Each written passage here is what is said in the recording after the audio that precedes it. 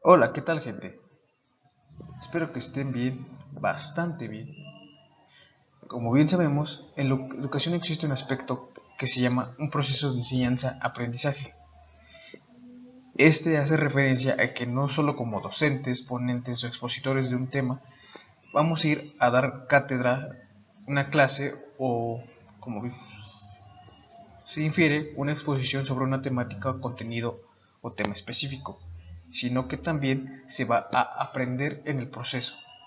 ¿A qué se refiere con esto? Uno como docente, como ser humano, somos seres sociales que desde el punto de vista del aprendizaje y de la comunicación, somos seres que necesitan de la comunicación para adquirir conocimiento y compartirlo. Por lo tanto, como docentes o como simples individuos, necesitamos del resto de la sociedad o de otro ser humano para tener esa interacción y adquisición de conocimiento nuevo y de transmitir el propio. Ahora, dentro de una clase nos enfrentamos a diversas situaciones en las que nos podemos enfrentar con que un alumno no quiera participar o que un alumno tenga hasta cierto punto un mayor conocimiento sobre el tema al resto de sus compañeros o incluso de uno mismo, puesto que cada persona llega a ser un mundo o más bien un microuniverso en el que se infiere que adquiere su propio conocimiento por parte de la experiencia propia y de lo que va adquiriendo por parte de las interacciones sociales que tiene. Por ello, dentro de una clase o conferencia, es importante que vayamos analizando cada aspecto que sea relevante dentro del mismo contexto, puesto que no solo somos nosotros los expertos en el tema, sino que, como se mencionó antes, pueden haber individuos que tengan también un conocimiento muy avanzado de la temática y puedan aportarnos algo. Además de que esto nos permite analizar y trabajar en aquellas debilidades que vayamos identificando dentro de la práctica de estos trabajos.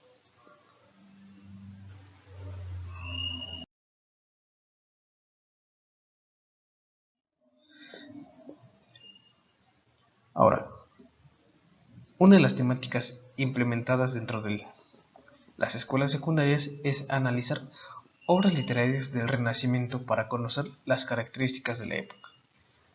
¿A qué se refiere? Como bien sabemos, el Renacimiento es una corriente literaria que tuvo una gran influencia en lo que era la literatura y las artes. Sin embargo, como todo en este mundo, cuenta con ciertas características que la definen y lo hacen una corriente única y específica. Como tal, la actividad y el aprendizaje que se le espera es la identificación de la forma en la que la literatura refleja el contexto social en el que se produce una historia. La actividad principal es elaborar un texto descriptivo en el que se puedan rescatar las características más relevantes o más significativas para el estudiante del Renacimiento.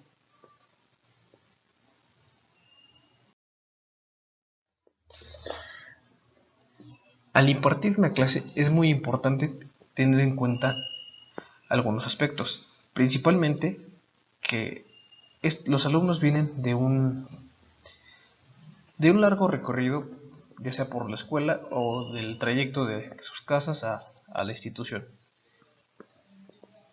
Por lo tal, si nos enfrentamos a una situación donde entramos a la primera hora de clases, los alumnos van a estar bastante agotados, algunos van a estar todavía adormilados, entonces es importante realizar ciertas actividades. Como también se puede plantear el hecho de que nos toque las horas posteriores a la primera, que esto implica también un esfuerzo y una implementación de las mismas actividades, puesto que muchos alumnos puede que ya hayan despertado de su cansancio o de su apatía y comiencen a trabajar, pero muchos otros simplemente el hecho de estar en la primera clase los cansa demasiado, los pone tensos, dependiendo también del docente que esté a cargo del grupo. Por ello es importante trabajar en el diseño de distintas actividades que permitan despertar el interés y llamar la atención de los estudiantes.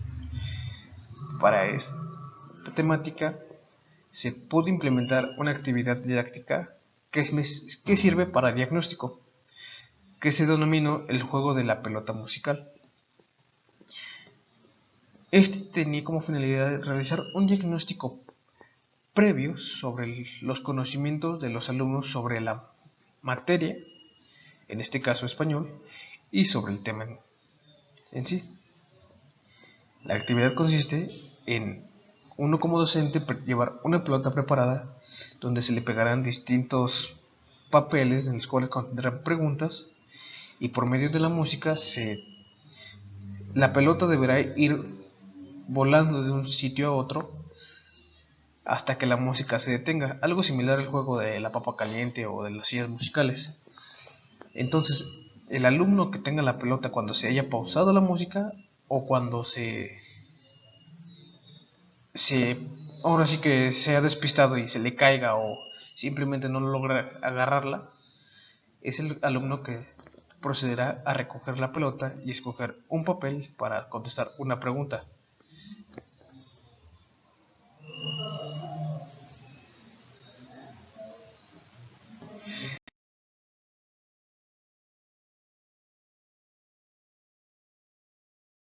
En este caso, como se les mencionó, se trabaja un texto descriptivo.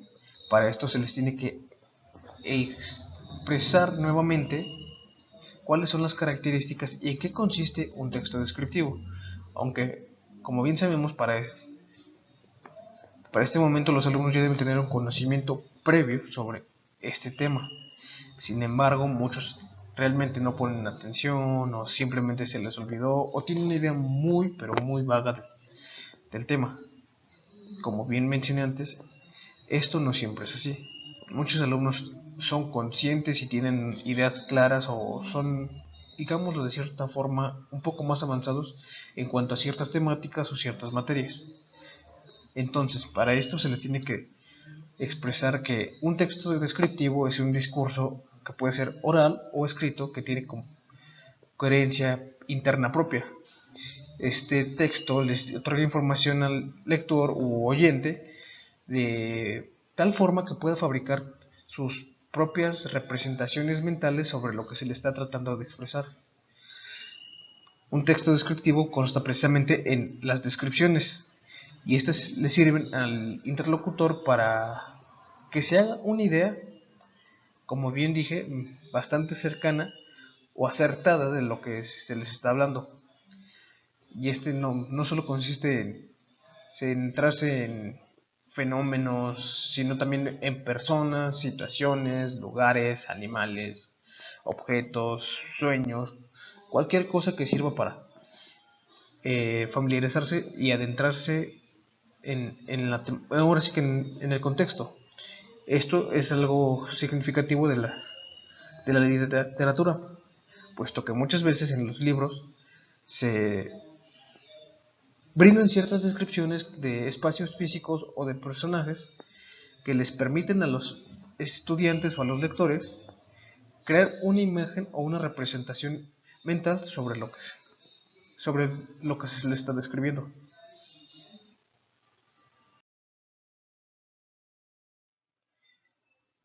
Como se mencionó al inicio, la temática era el Renacimiento.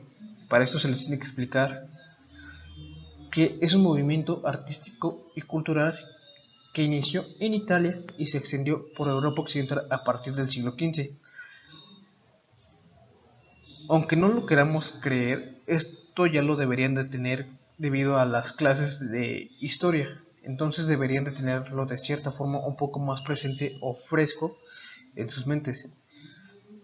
Se les recapitula que es un cambio de mentalidad en el pensamiento europeo que pasó de una concepción del mundo teocéntrico a uno antropocéntrico. ¿A qué se refiere esto? A que se pasó una concepción del mundo donde Dios era el centro de todo a el humano como el centro de todo. El renacimiento hace referencia al verbo renacer. ¿A qué se refiere? Como se, como se vio en el anterior punto, cambia una mentalidad completamente. O sea que prácticamente se renace en tanto la ideología y el pensamiento de las personas y del ser humano.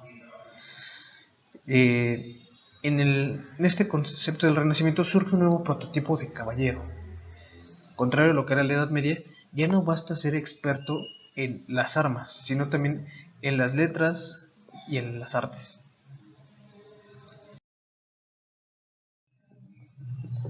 Para esto se trabajaron con diversos materiales digitales que consta en lecturas del Renacimiento. Como se pueden observar, hay distintas lecturas que son desde cierto punto bastante sencillas o digeribles, como son Don Quijote de la Mancha, El Príncipe, Hamlet, La Divina Comedia, La Sarillo de Tormes y Romeo y Julieta. Obras que representan la literatura renacentista en su máxima expresión. La literatura renacentista tiene ciertas características. Entre ellas se encuentran las temáticas de amor, como son lo que es Romeo y Julieta, es lo que significa Carpe Diem, que es algo que se les debe explicar a los niños, puesto que el término puede ser desconocido para ellos, el cual consiste en vivir la vida y disfrutar el momento. No hay otra explicación más clara. Vivir la vida y disfrutar el momento. Y esto se ve reflejado en algunas obras. Obras como Hamlet o Romeo y Julieta, Don Quijote de la Mancha, que algunas están escritas por distintos autores que son de conocimiento, o así que conocimiento general para los alumnos. El caso de Romeo y Julieta, William Shakespeare; Don Quijote de la Mancha, Miguel de Cervantes; La Divina Comedia de Dante Alighieri. Para esto se puede trabajar con los alumnos el hecho de realizar preguntas sobre los distintos autores o sobre a qué obra pertenece tal autor. Esto les sirve para ir familiarizando y entendiendo que las obras tienen una finalidad, y es de expresar una idea, una temática o una situación, narrada desde el punto de vista artístico del autor. Entre los libros que se leyeron, se habló de La Sarillo de Tormes, el cual se hablaba habla de una temática de una vida sencilla por parte de Lázaro y su deseo por seguir de cierta forma creciendo, ya que no se daba por vencido, características representativas del mismo Renacimiento. Ahora, los alumnos tienen una mentalidad bastante cerrada, en el sentido de que muchos consideran que estas temáticas realmente no les sirven para nada. Sin embargo, como docentes debemos de plantear situaciones en las que ellos hagan uso de estos conocimientos que se les imparten.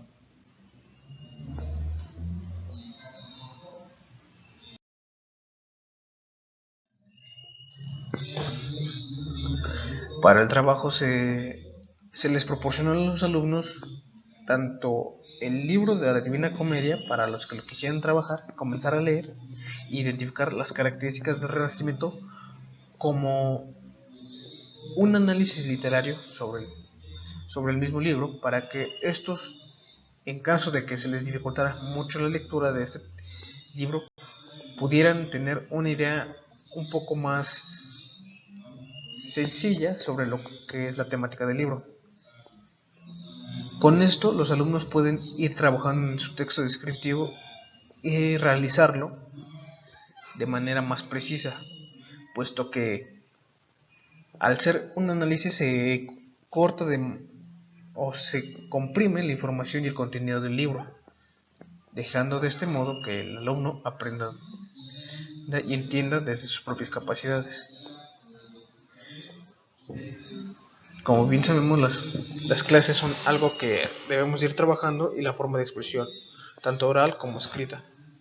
Para ello tenemos que considerar distintos aspectos que le permitan al alumno trabajar de manera adecuada.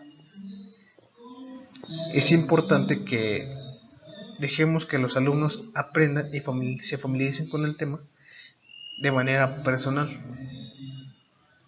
Entonces, cuando ellos mismos aprenden y entienden el tema, es más sencillo que realicen las actividades desde su propio conocimiento.